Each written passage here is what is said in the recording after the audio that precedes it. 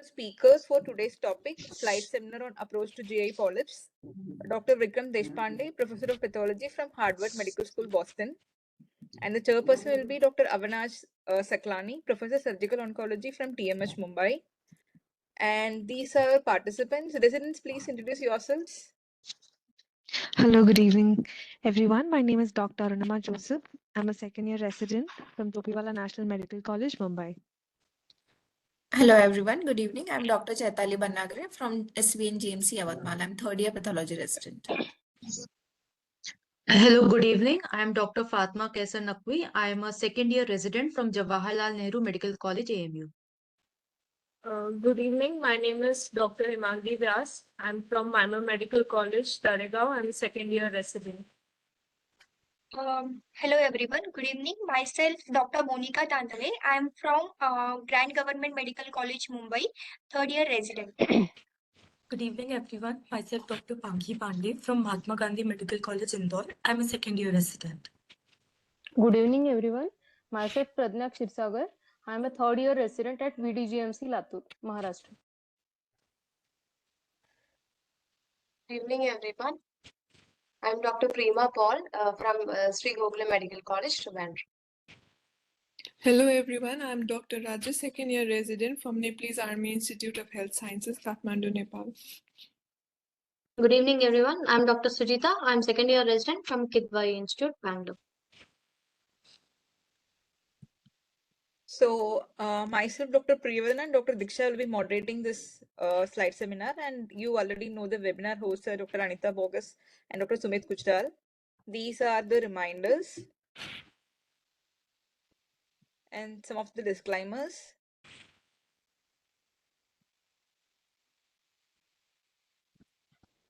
So the upcoming talks are on Thursday. We have a slide seminar on GIT lesions by Dr. Pooja Sakuja, Director, Professor Pathology from GB Pant Hospital, New Delhi. And next week, Tuesday, 19th March, we have a lecture on cell counter flags and slide review criteria by Dr. Anil Handu, Director, Lab Medicine, BLK Max Hospital. So with this, I welcome you, sir. Over to you. All right, thank you. Let me start by saying thank you all for coming to this conference. Thank you, Gujral, for the invitation, and mostly thank you to all of these wonderful students who have volunteered their time and are willing to express their knowledge or lack thereof in public. It's one of the hardest things to talk in front of your own colleagues. I don't know, you probably all have these unknown slide conferences, and it is so I remember, if you get it right in a unknown slide conference in your institution, you feel good about it. But if you get it really wrong, you certainly don't go home with feeling good about it. So the fact that you're willing to expose yourself here and sort of is quite commendable. So thank you for joining. So what I thought I'd do is I talk a little bit about colonic polyps, and I don't know. I know the practices differ from country to country, and a lot of the audience here is from India. And in India, we certainly don't have a big screening program for colonic polyps. You probably do. You will see these because endoscopists, that's their job. They go in and scope, and so they will see something and they'll pluck it out. And you'll notice I did not give you any history, and that's because that's really what you get, right? It's nice to have descriptions, but almost all of them would look like polyps. The endoscopist will tell you, it looks like a polyp, or it looks worrisome to me that this is probably cancer. Those are the two helpful features. Age and gender, of course, are helpful. But in general, in most cases, all you'll see on the requisition sheet is polyp, right? And so that's always a good starting point. I must tell you that I typically, unless I'm in a massive rush, I typically look at slides without any history so as not to bias me. And you've probably seen a lot of pathologists who do this. Particularly, I'm on medical liver this week. And when I'm on medical liver, I really start with trying to put the whole history together without anyone telling me what it is about. And sometimes I make a spectacular fool of myself, right? So I go completely down the wrong track. But that teaches me something, right? So I've learned something at the end of that exercise, and I know why I've got it wrong. And sometimes I've gone on the wrong track because I picked up the wrong slide. You know, you do that a lot. So you pick up the wrong slide, and oh my God, okay, that's not the patient we were talking about. All right, so I'll stop chatting, and I'll share my.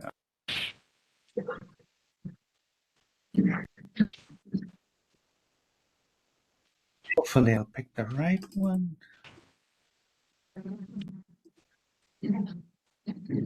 So you guys may see my screen. Yes, sir. Yeah. Yes, Yes, sir. Wonderful. Yes, sir. Thank you. Yes, sir. Okay, so I'm not going to go in. So what I did is put 5 cases out, and unfortunately for whoever was going to talk about these cases, I'm not going in order. So I'm starting from case number 5. All right.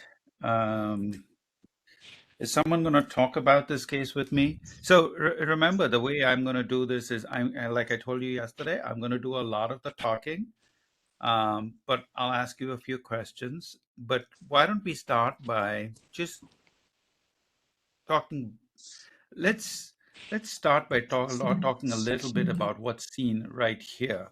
Right? Does someone want to describe this for me?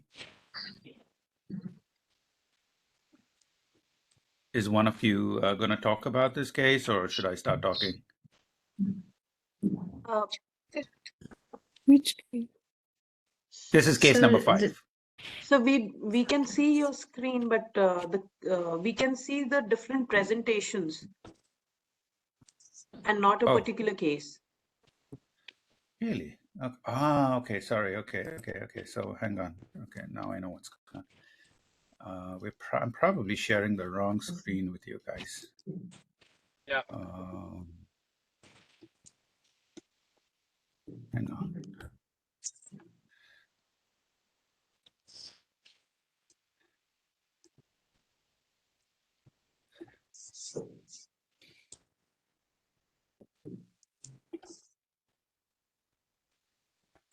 Give me a second.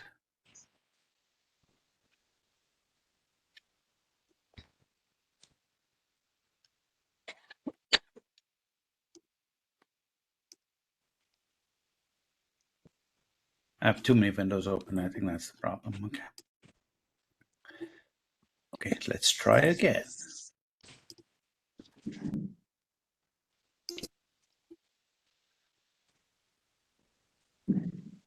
Did that work? Do you guys see this case? Yes. Yes, sir. Okay, so you're seeing this sort of very flat-looking lesion, 2 pieces, right, with 2 dots there. Yes. 2 green dots. Very helpfully placed 2 green dots. Okay, does someone want to help me with this case? Come on, don't be shy. Can you start? So should I start?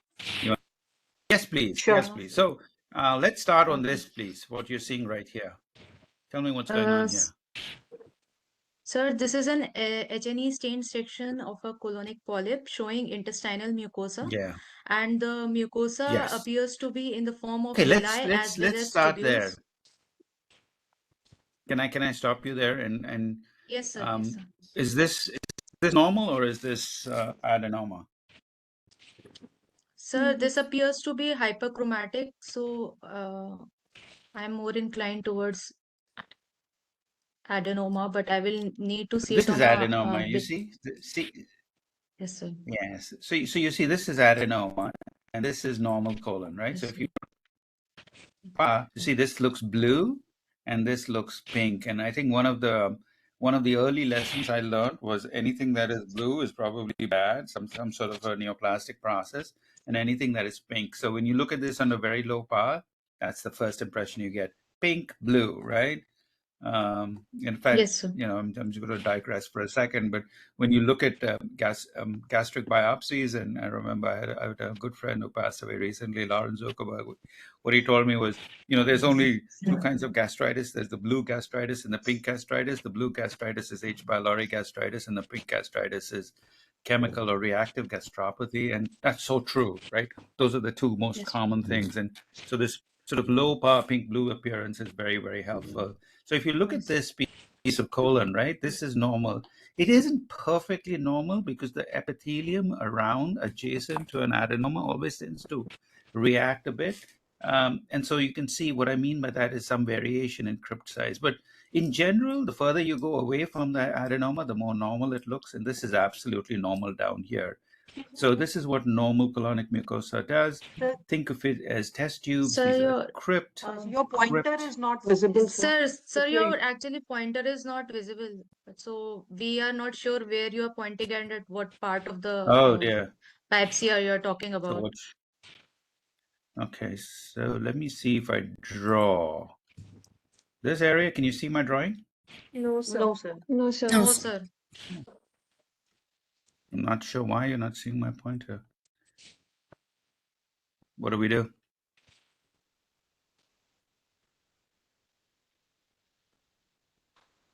Oh, that's weird because I can see my cursor and I'm sharing my screen with you. Does anyone have a solution to that?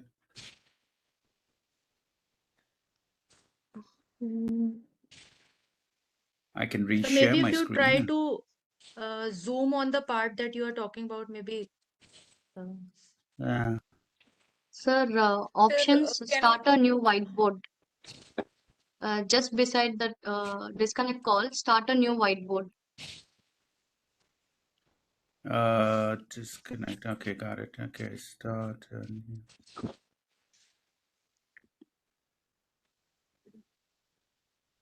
I don't see that.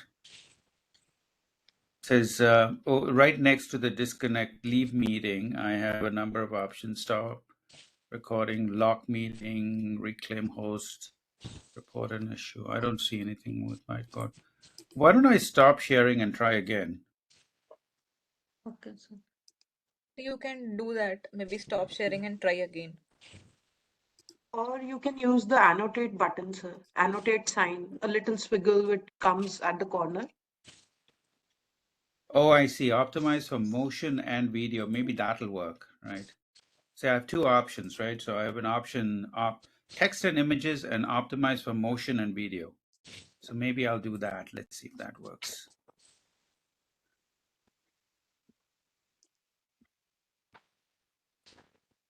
Okay. Now do you see it, my cursor?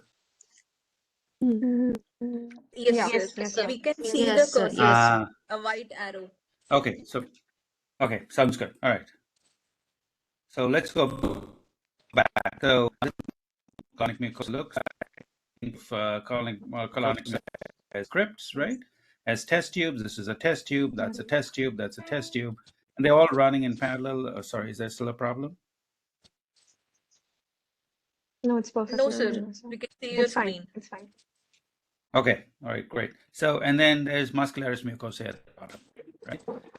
And remember, the crypts have to reach the muscularis mucosa. Perhaps some of you guys can mute yourselves because it's very disturbing. I'm hearing a lot of chatter in the background.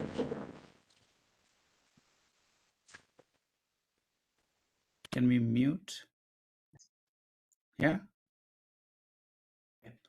I'm sorry, I forgot. Who was describing this case? Sir, I was. Okay. So I'm sorry, I forgot your name. Sir, Fatima. Fatima. So Fatima, what is this? What are we seeing here now? Sir, the picture What's is this not blue clear. structure? Lymphoid aggregate, sir. Okay. Sir, this is a lymphoid aggregate. It's very good. So it's a lymphoid aggregate. Yes, sir. Perfect. So this is a blue lymphoid aggregate, and lymphoid aggregates are normally found in the colon. And I want to just point out one thing here, and that is you can see that the lymphoid aggregates actually break through the muscle. So they actually make a little hole in the muscle. What that does is it allows the crypts to escape into the submucosa. And so remember, not everything in the epithelial cells in the submucosa is not necessarily invasive cancer.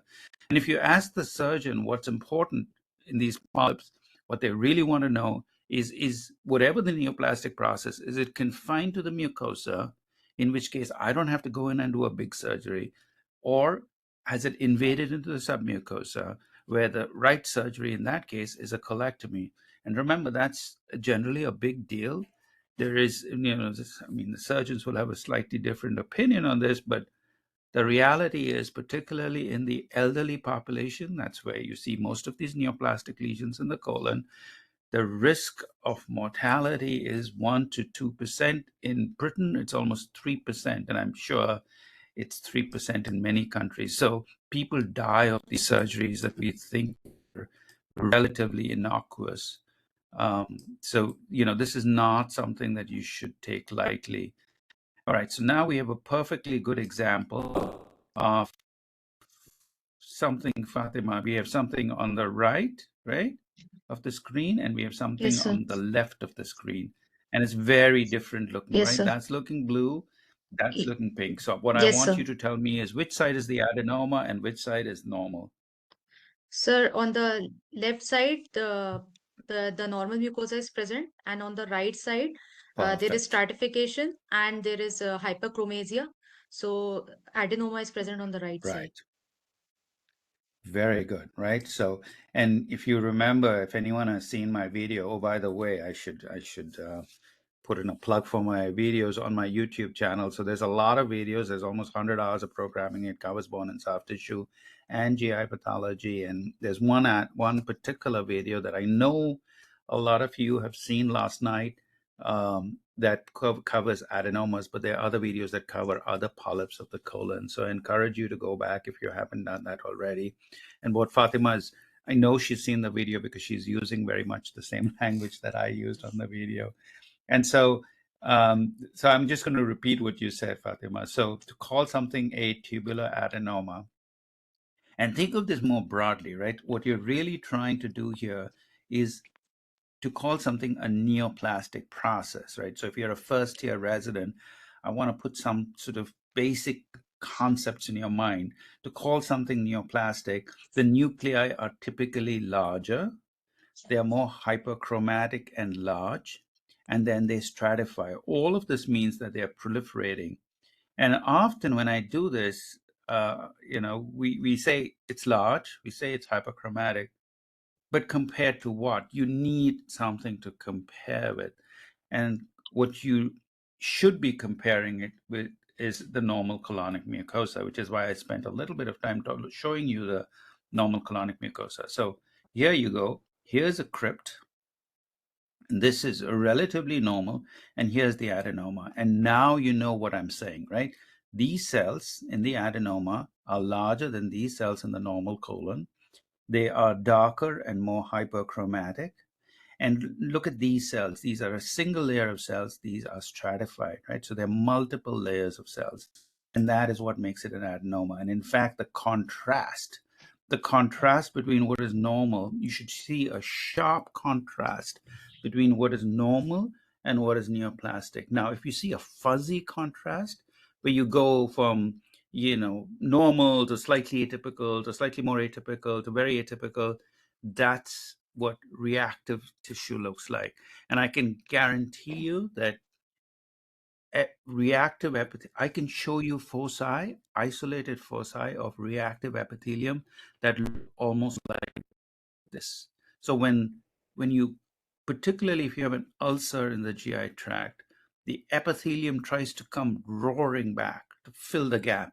And as it's tearing down that lane to fill the gap, the epithelium starts proliferating. And when it proliferates really fast, it looks neoplastic, which is why when you make a diagnosis of an adenoma, I'm going to introduce another rule. And that is, I need to see the adenoma on the epithelium. There's a reason for that. And in this case, you see it on the top of the epithelium. By the way, you see how it's sort of not perfectly cut, right? You can see Yes, sir. this thickened hyperchromatic line. That's, you know what that's called, Fatima? That artifact? It's called the chatter artifact. It's where the histology knife sort of finds it hard to cut into neoplastic tissue. And so you see this little fold. And so this chatter artifact is quite typical of an adenoma. In fact, my residents, you can take a look at this now, right? So the normal mucosa has no chattering, and then you have this chatter artifact.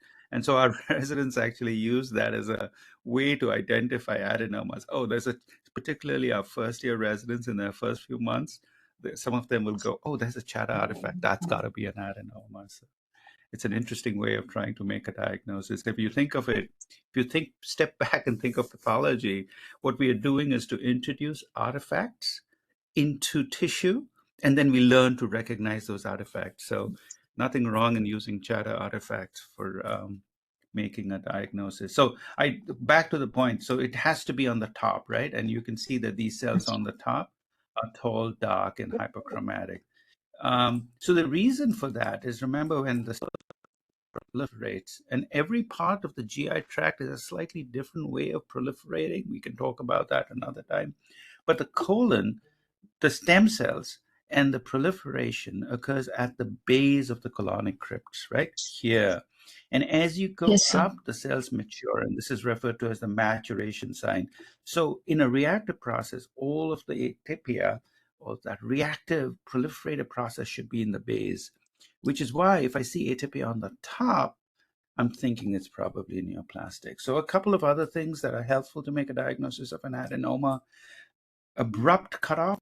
So I can literally draw a line. You guys see that line? That line clearly separates the neoplastic from the non-neoplastic epithelium. That abrupt cutoff is very, very helpful. Oh, I can't help but asking you, do you know what these cells are? Sir, I can't see your pointer again. Again? Okay, let me see.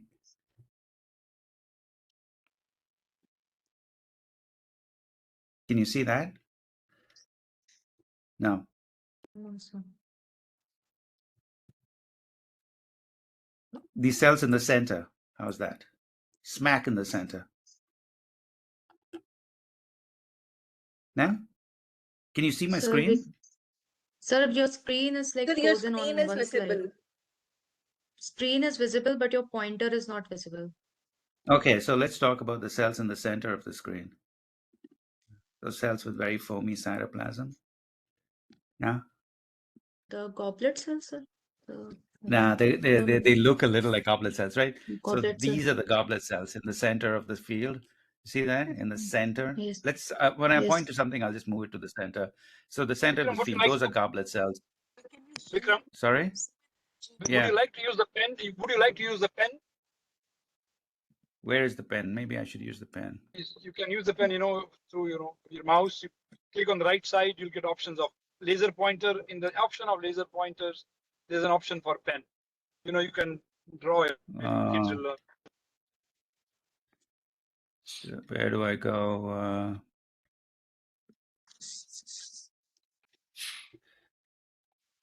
I don't know how to do that, Gujral. It's okay. It's okay if you can't do it. It's okay. Let's see. Basically, you click on the right side of your mouse, or double touch your touch screen, 2 fingers, and on the right, then you'll have the options for laser pointer options. Okay, I just increased the size of my mouse. Let's see if that works. Ooh, Okay. that size. Let's see if that works.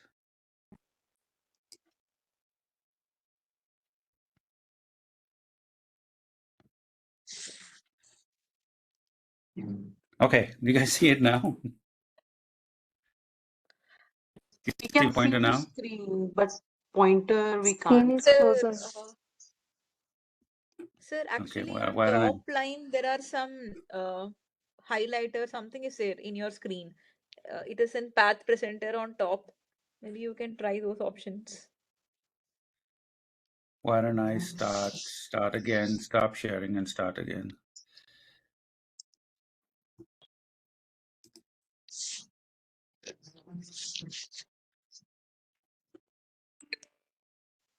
You guys see my screen? Yes, sir. We Yes, can yes, see sir. the screen. We can even see the marking and your Mm. pointer as well. Yeah, now it's like a it's a massive pointer, correct? Yeah. So Okay, it's a let's just small go on. cursor only, but we can see the marking as well, the black color marking, and your pointer as well. Okay. Okay, so I think we start off by that, and then as the conversation goes on, it seems to fade away. I don't understand. It's beyond me. Okay, so let's see. Oh, I don't know what I did there. I don't know what I did there.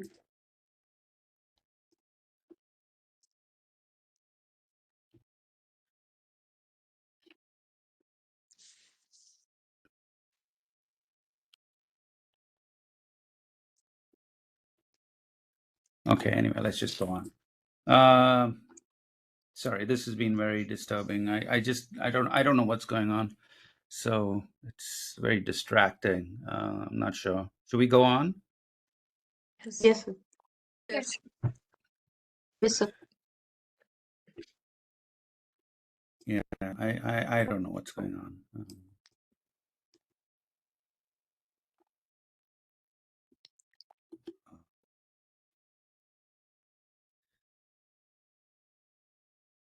Okay, let me start again.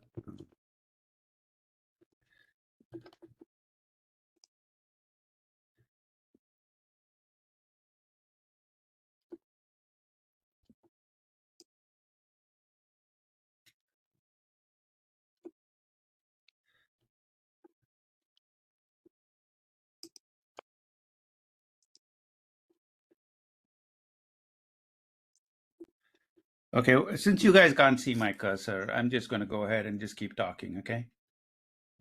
Okay, sir. Yes, sir. I don't know why this is not going full screen. Let's just not keep a conversation going. So I'll just keep talking. So if you look at this, the other thing I wanted to say about this slide was, see how these lymphoid aggregates are breaking through this muscularis mucosa? And so Your that's screen sometimes is you not see. visible. Okay, I So think you're it's not working. Let's stop here. I think there's no point. I just don't know what's going on. It's just beyond me. Let's try this another time.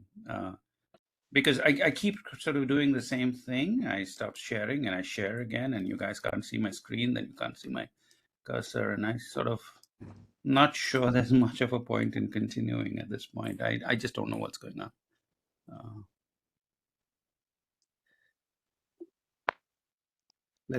I'm sorry, guys. That's just can you see my screen now?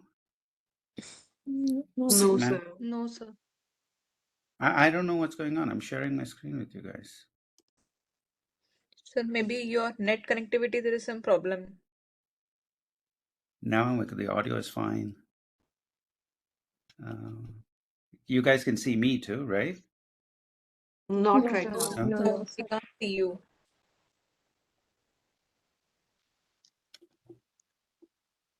I don't know what to do, guys. I mean, you guys have a solution. Let me know.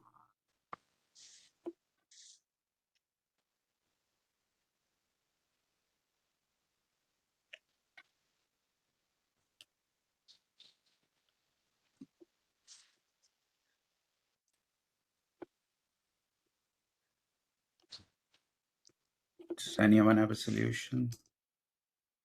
Sir, can you please log out and log in? Try that once for the last time. Okay, let's do that. So I'm going to One log final out. thing. Yeah.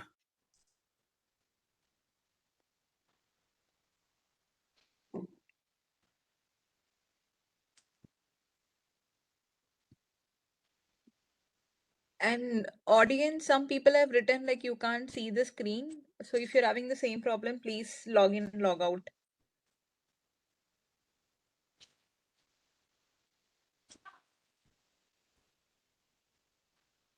And as Vikram sir was telling, so people go back and seek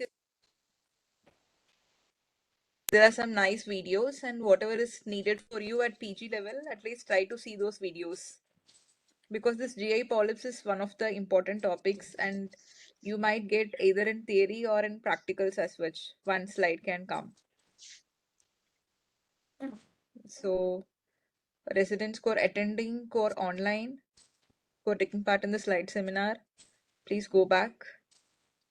And we are sorry about this. Let's hope it works out this last time. Yeah, otherwise Vikram sir is a very good teacher. And it's very difficult to learn the basics, like some basics will not be given in textbooks. So you learn from experienced people, teachers.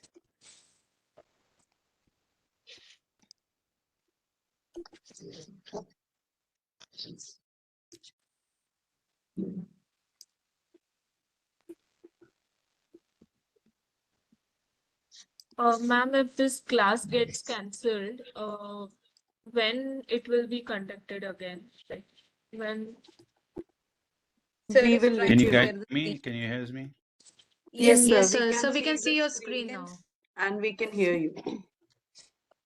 And you So can we see can see my your If the cursor cursor. pointer also. is not working, it's fine. Yes. Sir, if the Okay. cursor is not working, it's fine. Actually, in the beginning, we can see the Okay. cursor, but Can one of you speak? I'm getting confused because multiple people are speaking, so I'm not sure whose audio I should follow. Can one of you elect to speak and tell me? Can you see my monitor? Yes. Just if one of Yeah, you Yes, we sir. can We can can speak. see sir, you. we can. Well, just one Sir, of you, if you don't should I mind. speak? Okay, Yes, sir. please. Sir, I'll speak. Sir, I can see your screen, and at this point, I can see Okay. your pointer also. Okay. Very good.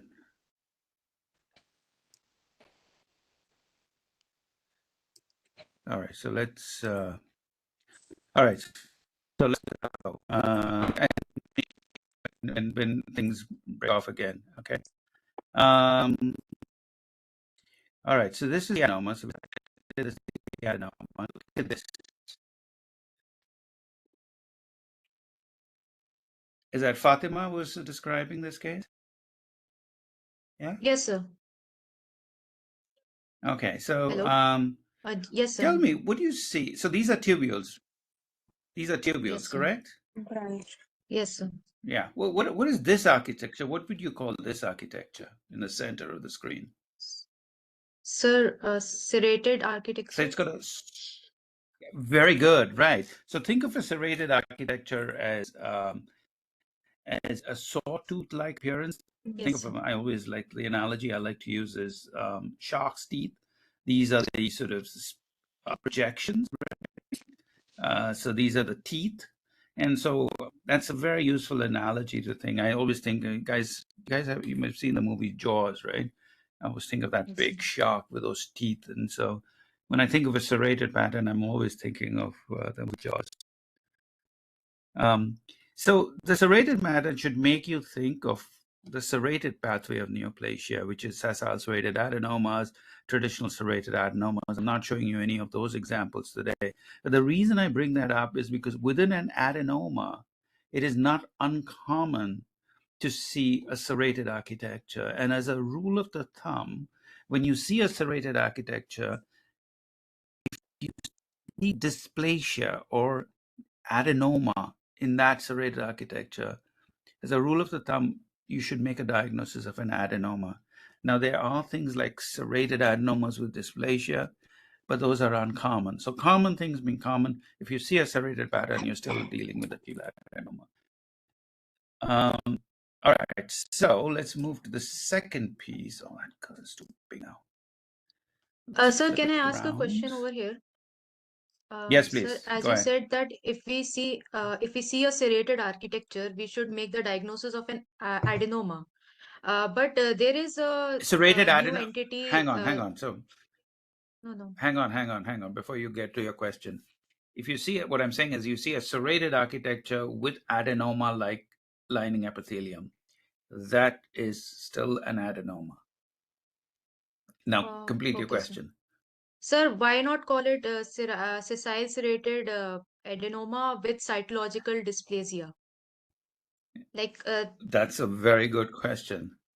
And I can guarantee you that you'll more frequently see serrated pattern in adenomas than you'll see a sessile serrated adenoma with dysplasia. So the rationale I'm talking about, the reason I'm saying what I'm saying is it is very common to see serrated pattern in an adenoma. So just because you see a serrated pattern in an adenoma, don't call it a sessile serrated adenoma with dysplasia. That term you should reserve only if you can see a pre-existing serrated adenoma without dysplasia. You see what I'm saying? yes, sir. So if you see the precursor lesion, call it dysplasia. But if it all looks like an adenoma and you see some serrations, stick to the term adenoma because that's what it is more likely to be. Now, there are nuances, and I'm sure when you go into practice, you'll see that, there are general rules we draw, which apply in most cases, but not all the cases. And that's what experience is all about, right? So when I teach particularly my early first year or second year residents, I prefer to give them some broad rules. But as you'll find out, every rule has a caveat, right? There is always there's always a rule breaker, right? So you'll have 10 rules and there'll be some adenomas that will break every of the 10 rules. Have I made a diagnosis of an adenoma that doesn't reach the top of the epithelium? Absolutely. But, you got to start somewhere. Thank you. All right. Okay. So Thank you, sir. Fatima, now this is somewhat different, correct? Yes, sir. What do you make of this focus?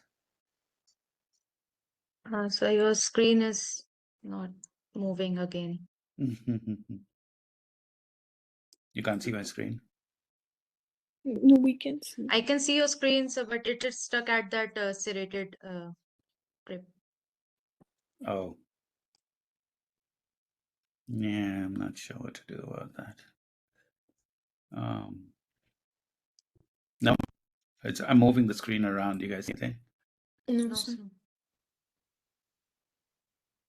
Okay.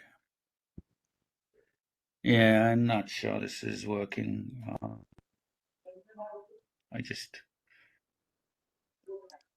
Should I try again, stop sharing and try again here? Let's see that.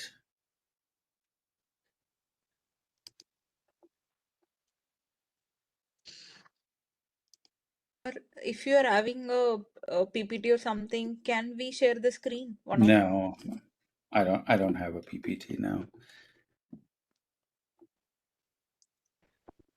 You guys see it? Yes, sir, we can see. I guess I gotta just stop sharing and resharing every now and then, right?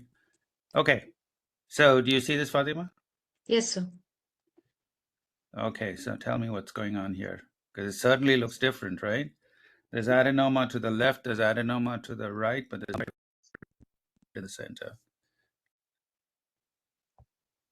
Invasion type. You want to tell me what Sir, you see? there is a Yeah. sir, it is invasion of the glands.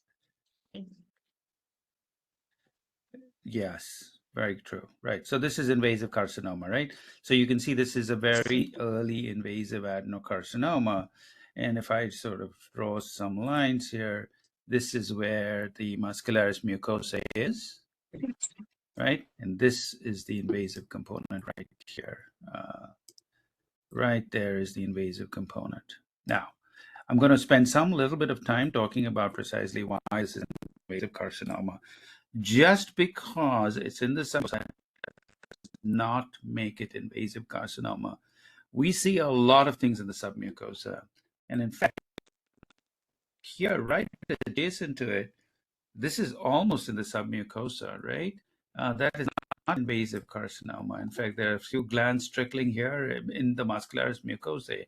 This is not invasive carcinoma. This is invasive carcinoma for the following reasons. One is desmoplasia. And I'm going to spend a little bit of time talking about what is desmoplasia, because desmoplasia is one of the hallmarks of carcinoma, right? Of invasive carcinoma. Non-invasive processes are not associated with desmoplasia. So desmoplasia is, it's easy to describe. You'll see it. People talk about it very often, but people will not get into the nitty gritty of what is desmoplasia. But it's a key component of calling something invasive, right? Particularly on a biopsy from a colon, you'll see you're not going to see submucosal invasion. So you're going to make a diagnosis of an invasive adenocarcinoma based on desmoplasia. So you really need to know what is desmoplasia. And this is desmoplasia. You see they're composed of myofibroblasts and fibroblasts and a few inflammatory cells sprinkled in. This is very different from this, right next door. That is muscle, right? So this is that hot pink appearance is very much muscle. So this is more desmoplasia. And now you see loose matrix, these myofibroblasts, this edema disappears, inflammatory. That's very typical of desmoplasia. So wherever you go in the GI tract, desmoplasia is the key hallmark of carcinoma. The key hallmark of carcinoma here, and that is angulated glands. So if you look at a benign glands right here, see how they are rounded in shape? Invasive carcinomas tend to have these angulated glands. And what I'm talking about is this sort of stuff. See this? This sort of sharp, pointy edges and rounded surfaces. So there's another feature of invasive adenocarcinoma that you need to look at, and that's these profiles. And one of the issues you'll often find in the colon is where are you in the submucosa or not? Remember, neoplasia typically. Sorry, is somebody saying something? Yes, sir. So the Neoplasia screen is typically. frozen. Okay, got it. Yeah. Hey, guys, I don't know. This is not really working very well. So why don't we stop here? I know it's very disappointing, and it's getting really hard to teach and very distracting. Is that okay? I mean, are you guys okay with that? I'm sorry, I can't do much about it. I mean, tell something without sharing the screen to the audience people, maybe for some more time.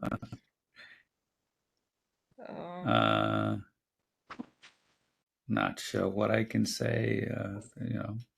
So we can have a general talk on box to ask polyps. questions to you. Okay, all right. So why don't you guys ask me questions and let's do that. Can I ask something? Sure, go ahead. Yeah, go ahead. So can we have this invasive component associated with low-grade dysplasia also? So typically, it's a good question. Typically, you can, you move through this pathway from low-grade dysplasia to high-grade dysplasia to invasive carcinoma. But that's not 100%. So, you're sort of asking me if I have seen examples of low-grade dysplasia progressing to carcinoma. And I'd have to say yes, but it is relatively uncommon. But you could, and it's possible that the focus of high-grade dysplasia is not in the section you've looked at, right? So it's certainly possible. If it's invasive, it's invasive. I don't really care what's on top. What the neoplastic epithelium on the top is, right? So that's a good question. More questions? There's one Sir, question. there is a question. Go ahead, Priyavan. Dr. Gaurav Kannad asked how frequently we can see two different types of polyps in the same biopsy, like tubular adenoma with LGD and hyperplastic polyp at the same time. Right. So that's a great question. So that happens all the time for us, right? So often it happens because when the endoscopist is in there, they'll put multiple polyps into a container, right? So when they go in, often they'll find 5-10 polyps, and it's something to do with billing, right? So we charge per container, and so they'll try and sort of put all of those into a single container so as to save the patient of save the save some money at the end of the day, which is I think is a good thing to do. And most of these polyps are benign, so you can put them all into one container. So within a container, you'll find, not infrequently, you'll find 2 hypoplastic polyps, 2 adenomas, 1 SSA, and it's not uncommon because you're basically collecting all the polyps that they're seeing and throwing them all into a container.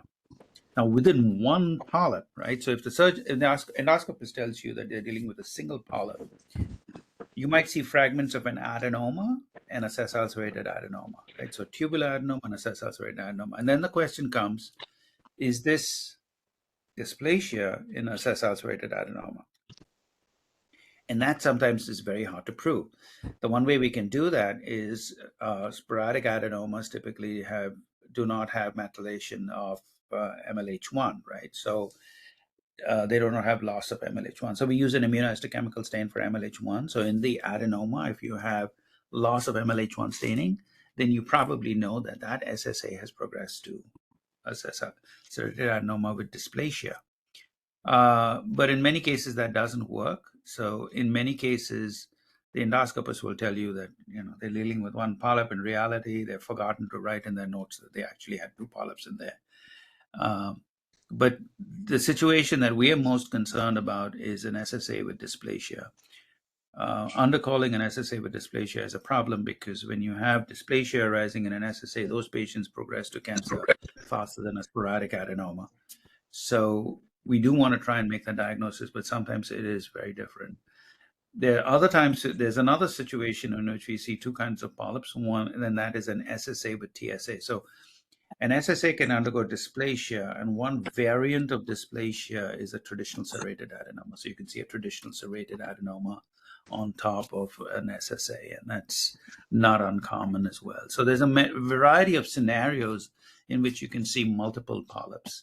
The one polyp type that you will not see progressing to dysplasia is a hypoplastic polyp, right? So, if you think it's a hypoplastic polyp progressing to dysplasia, it's likely to be an SSA that you're unable to recognize as an SSA that's progressing to dysplasia. So, just, at a practical level, there are about 10 reasons we're seeing multiple polyps on a slide. What's next? So there's another question. Shamima asks, sessile serrated adenoma and sessile serrated lesions, are they same or different? And do you see sessile serrated adenoma on the left side of the colon also? Oh, wonderful question. Somebody's really been reading. So Shamima, was it? Yes, sir. Okay, Shamima, great question. So, this is what you've touched upon is probably one of the most contentious issues in GI pathology. There are 2 kinds of GI pathologists. One who has embraced the term sessile serrated lesion, which is the new WHO term, and there are those that have not embraced that term. So there's been sessile serrated adenoma. There's a variety of terms used to describe this lesion. Sessile serrated adenoma, sessile serrated lesion, and for some time we used to say sessile serrated adenoma / lesion. And that was a sort of a compromise. We would use both those terms, lesion and adenoma. The Europeans are very much pro sessile serrated lesion. And if you look at the WHO folks who wrote that chapter, and that's how we decide on nomenclature now. There was a significant European presence, and I think the American in that group said, "That's okay, whatever." It's I don't really particularly care, but at least in the U.S., we are very reluctant to use that word sessile serrated lesion, and I'm not going to go into the debate as to why this was done or why we feel otherwise. But at least at my institution, we just call them straight out adenomas. So we say sessile serrated adenomas, and I don't think we're going to change anytime soon. Our clinicians are happy with it. And at the end of the day, as long as you and your gastroenterologist and your surgeons are all happy with that terminology, what does it matter, right? It's nice to be consistent with what the rest of the world does. But I can tell you that, it's like North Korea and South Korea, India and Pakistan. It's like We'll never settle this dispute of sessile serrated lesion or adenoma. The other question is even more interesting: is do you see sessile serrated lesions on the left side? So it is true, if you haven't dealt with these before, that sessile serrated lesions are predominantly on the right side. So 90% of them occur on the right side and 10% of them occur on the left side. That means 10% of them do occur on the left side, right? But you'll find your endoscopists, they've been so they've been so indoctrinated, and it's a good word to use, that they believe that you cannot have sessile serrated adenomas on the left side. I would disagree. You certainly see sessile serrated adenomas on the left side, and if a clinician, invariably, if I make the diagnosis on the left side, I'll get an email. Are you sure? Well, I wouldn't have made the diagnosis if I wasn't sure. And of course, I don't say that, but they do occur on the left side. The only caveat to that I will add is that I tend to be a little more strict about my rules. Remember that a WHO definition for a sessile serrated adenoma is a single crypt with unequivocal alterations in the crypt base, right? That's really what we're talking about. Significant alterations in the crypt base. You're talking about those boot-shaped crypts, those T-shaped crypts, etc., etc. So my threshold goes a little bit higher. I want to be even more convinced. And on the same line, on the right side, I sort of lower my thresholds a little bit. So it's a question of thresholds. But yes, absolutely, they occur on the left side. If you look at every publication out there, there have been 10 or 15% of them on the left side. And truth be told, we disagree a lot as to what constitutes a hyperplastic polyp and what constitutes an SSA, right? And even within our group, there's so much disagreement. And that's the nature of the beast. We pathologists don't always agree. We agree on the more classic things. What we don't agree on is the stuff that is in the gray zone or the borderline zone. But great questions. Thank you. So there's another one. Pankhi asks, what are the other features of invasion in submucosal tissue apart from desmoplasia and angulated glands?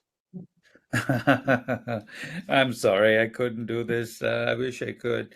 So desmoplasia is a very good. Angulated glands. Incomplete glands is another feature. So if you look at adenomas, they have epithelial cells 360 degrees around the gland. And at cancers frequently you have this break. Obviously, lymphovascular invasion. If you see lymphovascular invasion, although I was talking to Adrian Bateman the other day, and it's on Twitter. Gosh, I marked it. Do not disturb. Yet people knock at the door. You can have benign glands pushed into vessels. So he used the word toothpaste effect. So you've got to be careful that not everything in vessels is necessarily invasion. And I thought toothpaste effect is a very was a lovely term to use, a very descriptive term. What else? So perineural invasion, obviously. The other things, of course, are the thing that I find very helpful is small nests of cells. You've heard of tumor budding, right? Basically, I'm talking about tumor budding. These are clusters of 1 to 4 cells, typically found in the invasive front. Typically, you do not see that in the invasive front. And as I was talking to Adrian the other day, he pointed out to me is occasionally in benign processes, if you have a very strong inflammatory reaction, the clusters could sort of break off a little bit, right? So I haven't seen that very often. And so the point I'm trying to make is that no rule is perfect, no single rule.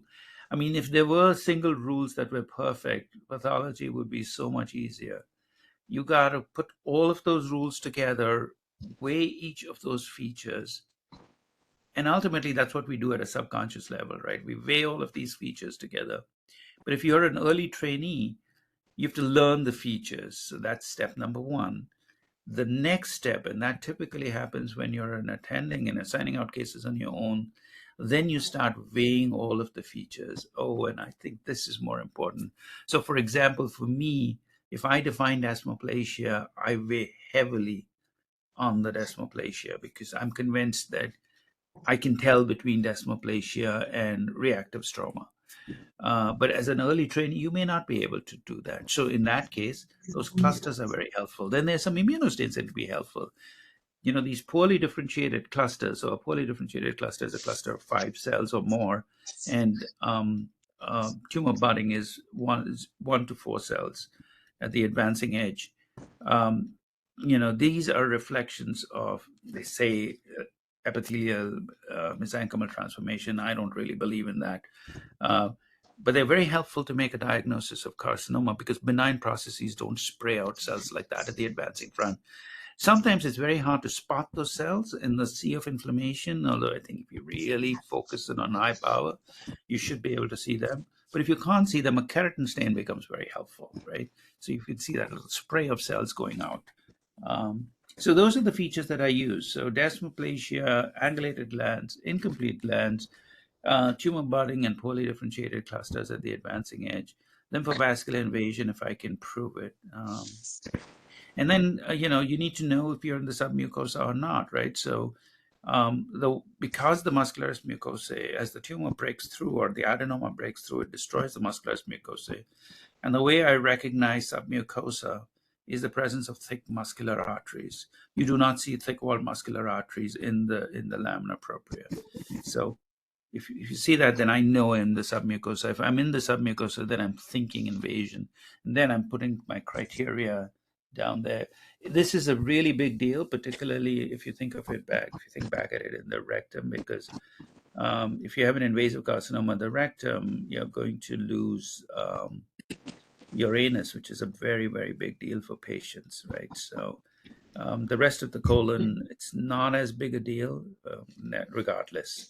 If you call something invasion, you better be sure it's invasion because it has grave consequences for the patient. And remember, these rules that I'm talking about in the GI, in the colon, really apply to anywhere in the GI tract, right? For invasion, those rules I talked about, desmoplasia, angulation, incomplete glands, tumor budding, and poorly differentiated clusters, they apply to the entire GI tract. So, you know, those are sort of your, basically, it's like learning your alphabet. And then in each site of the GI tract, there are little nuances as well.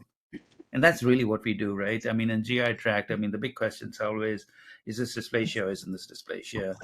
If it's dysplasia, is there invasive carcinoma or not? And if you come down to the very basics, that's really what we are trying to do. Everything else is just fluff and icing on the cake. Thank you, sir. There's another question. What is adenoma with pseudo invasion? Diksha, one sec. Yes, Vikram. Yeah. Yeah, Gujral, go ahead.